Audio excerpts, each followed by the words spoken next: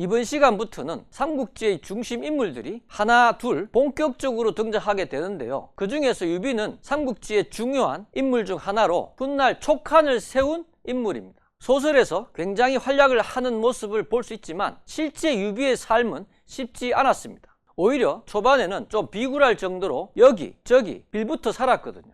한나라 황실의 먼 친척으로 출생한 유비는 원래라면 젊은 시절부터 뛰어난 인재들을 만나 함께 힘을 모으려는 의지를 가지고 있던 인물이었습니다.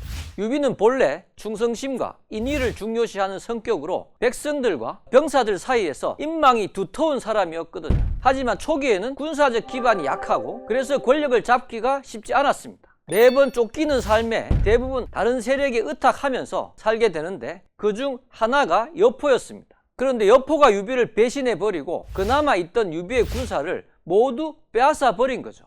유비는 정말 삼국지라는 난세에서 끝없는 방랑을 한 파란만장한 군벌 세력이라고 볼 수 있겠습니다. 유비는 고향 탁군에서 어머니와 돗자리와 신발을 만들면서 생계를 유지했다고 합니다. 15세 때 집안 어른의 도움으로 노식이라는 스승에게 공손창과 함께 학문을 배웠다고 합니다. 노식은 황건적의 난을 평정했던 장군입니다. 유비는 자기보다 나이가 어렸던 장비와 매우 친했고 같은 고향은 아닌데 그 주변에서 소금 장사와 관련된 일을 했던 관우가 탁군 쪽으로 망명을 하게 되거든요. 망명객인 관우를 유비가 받아들이게 됩니다. 그래서 도원의 결의가 진행이 된 거죠. 도원의 결의라는 것은 당시 나이로 보면 유비가 제일 많고 그 다음에 관우 장비순인데 기껏 해봐야 20대 후반의 유비와 20대 초반의 관우 장비니까 20대 젊은이 3명이 함께 의기투합했다라고 보시면 될 것 같습니다. 당시 장세평과 소상이라는 말상인 세력이 있었는데 이들이 자신들을 호위해주는 호위 부대를 필요로 했거든요. 그러다 보니까 유비가 발탁이 된 겁니다. 그래서 유비는 관우 장비와 함께 호위 군대를 지휘하는 지휘관으로서 경력을 시작하게 됩니다. 그리고 황건적의 난이 발생하지 않습니까? 그때 유비는 공을 세우게 됩니다. 유비가 공을 인정받아 안휘현 현위에 임명되었는데 도구라는 신분의 관리와 충돌하게 됩니다. 도구는 지방관을 감독하는 역할을 하는 사람입니다. 유비는 도구에게 곤장 200대를 때린 다음 이때부터 유비의 파란만장한 인생이 시작이 되었습니다. 이제 갈 데가 없다 보니까 북쪽 유주의 공손찬이라는 군벌 휘하로 들어가게 되는 겁니다. 고향 친구 덕을 봤다고 볼 수 있겠죠. 두 사람 사이가 나쁘지 않았는데 공손찬이 자신의 상관 유주목 유를 살해하지 않습니까? 그런 일이 벌어지다 보니까 유비가 공손찬과 절교를 하고 그 휘하에서 떨어져 나오게 되는 겁니다. 왜냐하면 자신의 친척을 죽였다라는 불만을 품었던 것 같아요. 또 상산 조자룡이라고 불리는 조운도 당시 공손찬 휘하에 있었는데 이 사람 역시 유우의 사례로 공손찬과 절교를 하고 유비와 조운이 만나면서 조운이 유비의 막하로 들어오게 됩니다. 당시 남쪽에 있던 서주목 도겸이 청주자사 전해에게 군사 지원 요청을 하게 됩니다. 당시 청주자사 전해의 막하에서 일했던 유비까지 같이 지원을 하러 나서게 되거든요. 도겸이 여러 가지 많은 어려움을 겪다가 결국 죽게 되는데 이때 도겸은 유비를 아주 잘 본 것 같아요. 그러다 보니까 유비가 서주목을 승계하게 됩니다.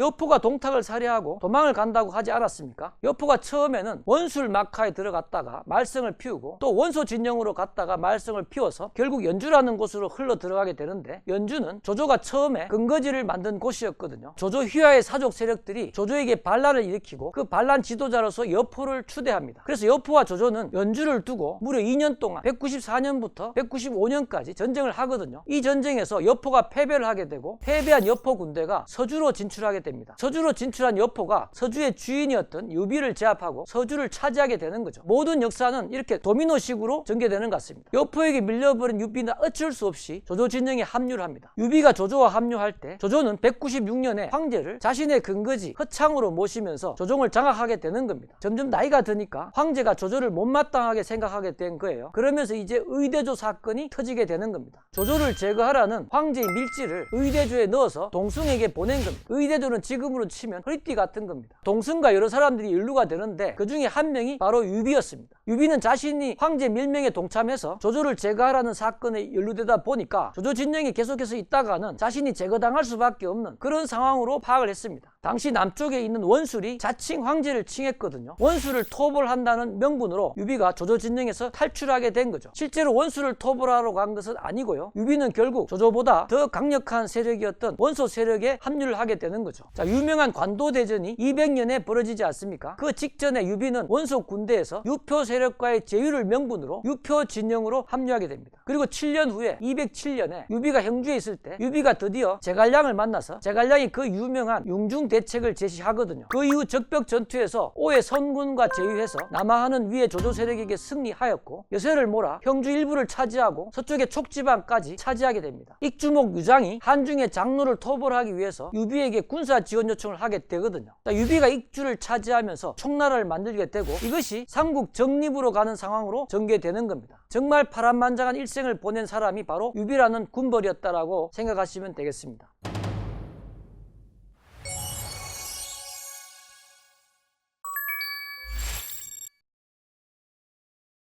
난세의 영웅 조조와 유비에 대한 비교 평가를 개략적으로 한번 해보도록 하겠습니다. 원소가 조조와 200년 관도 전투에서 패배하고 2년 후인 202년에 죽게 됩니다. 원소 사후에 유비 세력은 사족 계급에 대해서 일정한 호소력을 지닌 군벌이었다라고 볼 수 있습니다. 왜냐하면 사족들이 원소 이후에 기댈 만한 군벌이 그렇게 많지가 않았거든요. 반면 조조는 황간 집안 출신이었기 때문에 당연히 대부분의 사족 계급 지지를 못 받았습니다. 당시 조조를 사족 세력들이 평가하기를 권모술수의 대가였다라고 평가했고요. 유비에 대해서 정사에서는 반복무상이라는 표현을 합니다. 반복무상에서 무상은 항상 똑같지 않다는 뜻이죠. 반복무상, 항상 똑같지 않은 것을 반복한다는 뜻입니다. 여기에 붙었다, 저기에 붙었다 하는 그런 유비의 행태를 정사 삼국지에서는 반복무상이라는 단어로 표현을 한 겁니다. 조조와 유비를 평가하는데 유용한 후흑국이라는 고사성어가 있습니다. 후는 면후라는 뜻이죠. 얼굴이 두껍다는 겁니다. 흑은 심흑을 말하는데 마음이 시커멓다는 뜻입니다. 후국은 나라를 구한다는 의미입니다. 후흑국은 바로 얼굴이 두껍고 마음이 시커먼 자가 나라를 구한다는 그런 의미입니다. 천진무구한 백면스승 같은 순진한 사람들은 나라를 구하는 그런 정치적 행위를 할 수는 없고 얼굴이 두껍든지 마음이 시커멓든지 하는 순진하지 않은 사람이어야지 대단한 위협을 달성할 수 있다라고 이해하시면 될 것 같습니다. 이것을 조조와 유비에게 적용하면 조조는 심흑의 대명사라는 평가를 받습니다. 마음이 시커먼 사람인 거죠. 이것은 조조가 대단히 잔혹한 심성을 가지고 있다는 의미입니다. 그 유명한 여백사 사건이나 서주 대학살 같은 일을 저지른 사람이 조조이기 때문에 그런 평가를 받는 것 같습니다. 유비는 면후의 대명사라고 볼 수 있습니다. 얼굴이 두껍기로는 유비를 따라올 자가 없다고 보는 거죠. 모든 사람들의 비위를 맞출 수 있는 능력을 갖췄다고 볼 수 있겠습니다. 정사에서는 조조가 중심 인물이니까 조조에 대한 얘기를 좀 더 드리겠습니다. 조조는 황간 집안 출신이었긴 하지만 대단한 능력과 인성을 갖고 있었다고 평가받았던 것 같습니다. 191년에 사족이면서 영천의 명사였던 순욱이 원래 원소 진영에 있었는데 원소를 버리고 조조를 선택합니다. 순욱은 마치 유비한테 제갈량이라는 뛰어난 인재가 있었던 것처럼 그 제갈량과 같은 역할을, 아니 오히려 제갈량은 뛰어넘는 그런 역할을 조조한테 한 사람이었다라고 볼 수 있습니다. 순욱 개인의 역량도 대단히 뛰어났지만 순욱은 자기만큼 뛰어난 사람들을, 그 엄청난 인재들을 알아보고 이를 조조에게 추천해서 조조 진영의 절반 이상의 인재들이 바로 순욱이 추천한 인재로 채워졌다고 합니다. 예를 들면 곽과, 종효,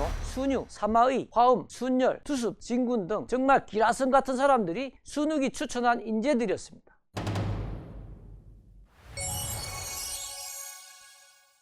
물론 삼국지연의 소설에서는 조조희와 인재들에 대해서는 그렇게 많은 강조를 하지 않고 있죠. 그러나 어쨌든 뛰어난 역량을 가진 사람들이 조조 진영에 합류했기 때문에 조조가 천하를 평정할 수 있었다고 봐야 합니다.